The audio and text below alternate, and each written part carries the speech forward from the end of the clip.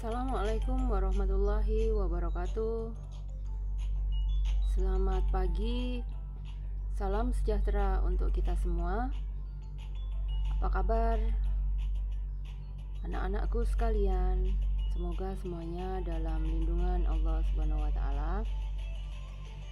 Di video kali ini, Bu Alma akan menjelaskan lanjutan dari materi genetika pewarisan sifat.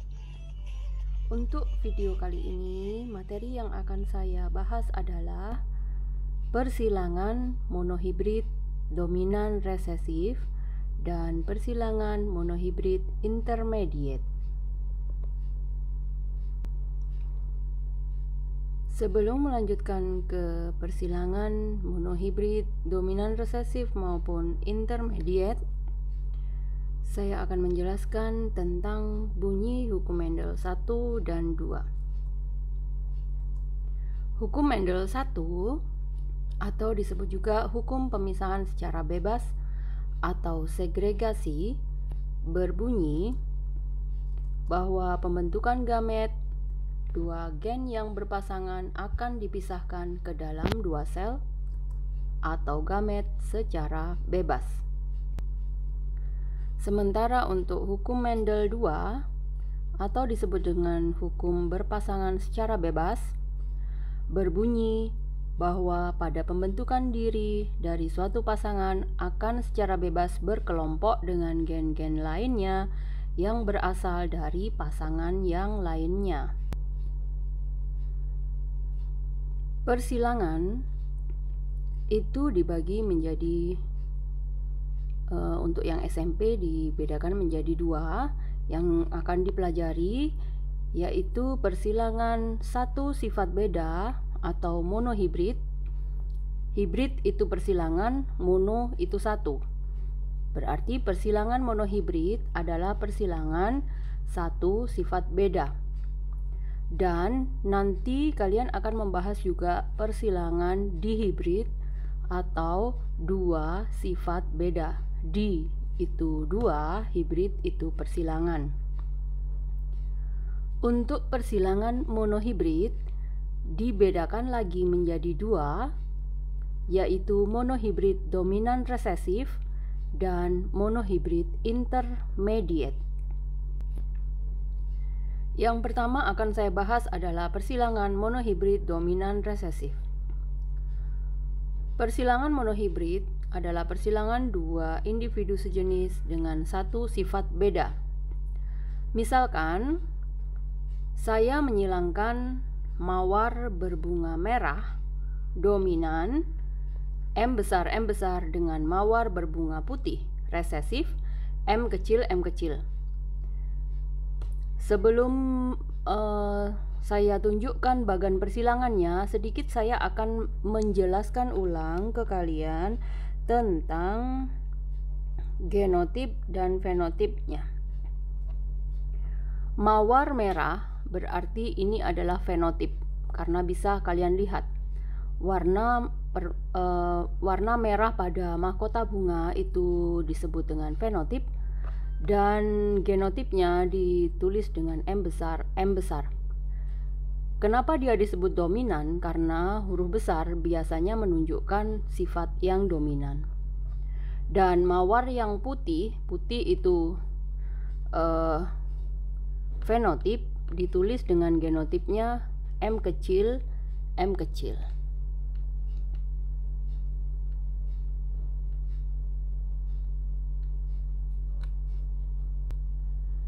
Bagan persilangannya bisa ditunjukkan seperti berikut.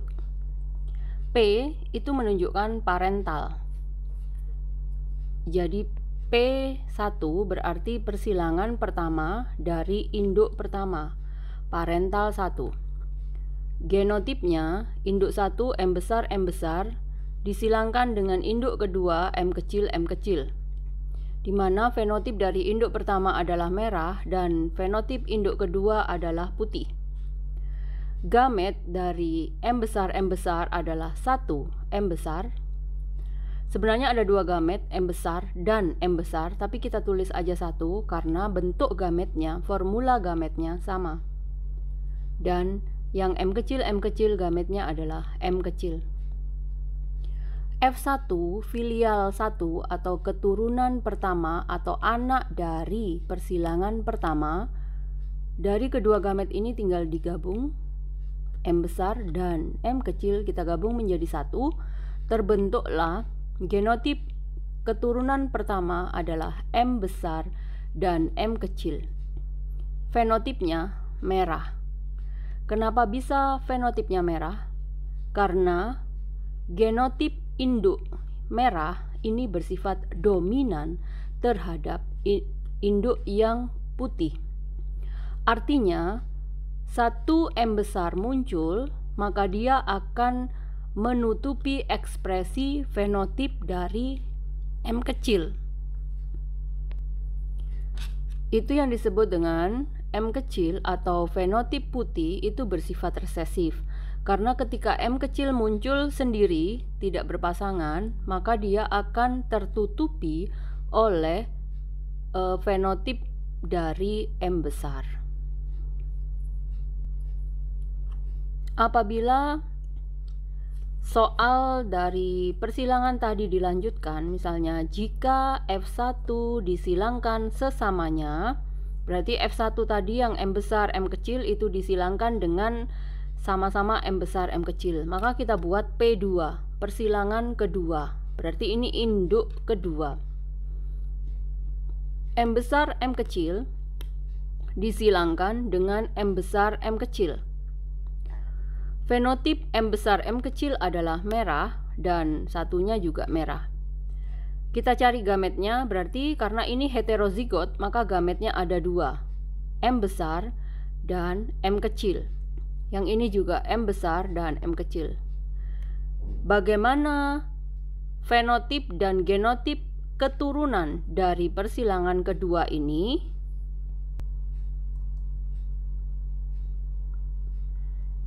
Jadi, keturunan F2 bisa dibuat bagan seperti ini.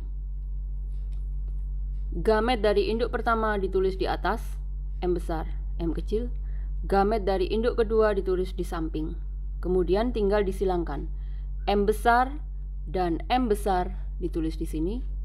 M besar dan M kecil ditulis di sini. M besar dan M kecil juga ditulis di sini. Dan M kecil ditulis di sini. Perlu diperhatikan penulisan untuk genotip. Jika ada huruf besar dan huruf kecil, maka yang ditulis terlebih dahulu adalah huruf besar. Jadi yang dominan ditulis lebih dulu. Nah, kemudian fenotipnya nanti bisa ditentukan dari ekspresi gennya. M besar ada satu, M besar M kecilnya ada dua, dan M kecilnya ada satu. Perbandingan genotip F2-nya 1, 2, 1. Genotip ya, perbandingan genotip.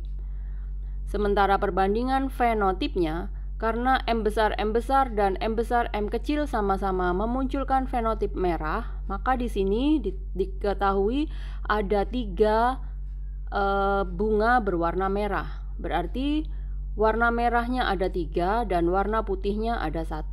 Berarti perbandingan fenotip F2-nya 3 banding 1. 3 merah dan 1 putih. Nah, ini untuk bagan persilangan monohibrid dominan resesif. Sebagai latihan, bisa kalian kerjakan soal berikut. Tanaman kapri atau ercis berbatang tinggi, T besar, disilangkan dengan tanaman ercis berbatang pendek, T kecil, di mana batang tinggi bersifat dominan. Tentukan F1 dan fenotipnya. Tentukan F2 dari hasil persilangan F1 dengan sesamanya, dan C perbandingan genotip dan fenotip di F2. Silakan dikerjakan. Yang kedua, saya akan bahas tentang persilangan monohibrid intermediate. Apa perbedaan dengan monohibrid dominan resesif? Jika persilangan intermediate adalah persilangan antara dua individu sejenis yang memperhatikan satu sifat beda dan gen-gen intermediate. Artinya, pada persilangan intermediate itu tidak ada induk dominan dan tidak ada induk yang resesif.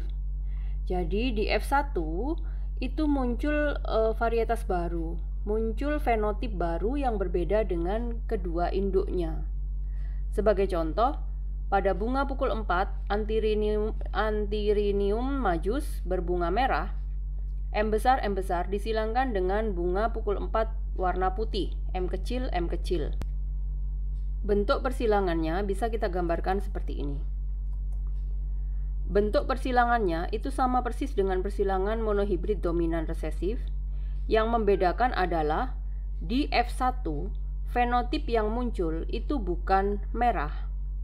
Jadi M besar M kecil di F1, M besar M kecil di F1, kalau tadi di dominan resesif itu memunculkan warna merah, di intermediate M besar M1, M besar M kecil itu warna pink atau warna merah muda.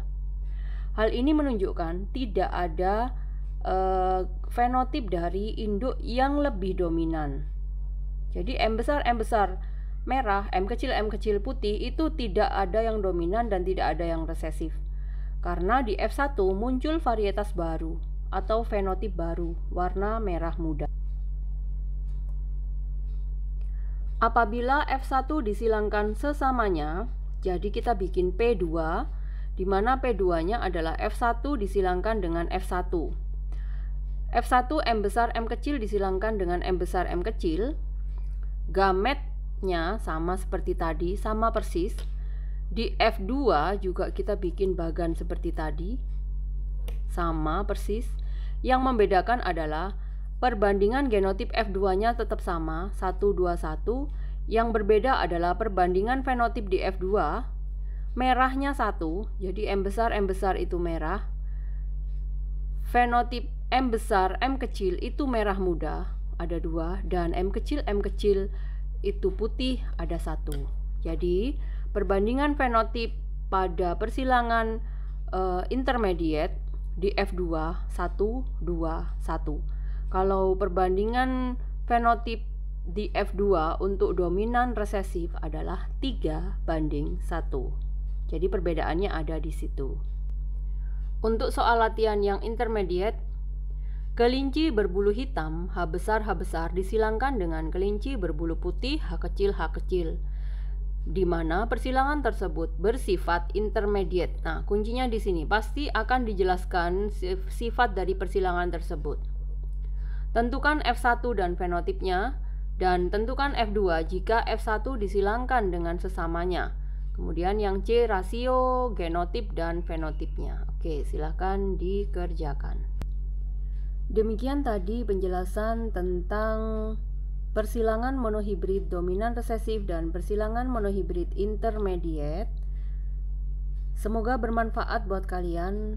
Semoga apa yang saya sampaikan ini dapat kalian pahami dengan mudah. Sampai ketemu di video berikutnya tentang persilangan dihibrid. Jika ada pertanyaan, kritik, saran, dan komentar, silakan kalian tinggalkan di kolom komentar atau bisa WA ke saya. Nanti saya cantumkan nomor WA saya. Terima kasih. Semoga bermanfaat dan selamat belajar. Wassalamualaikum warahmatullahi wabarakatuh. Selamat pagi.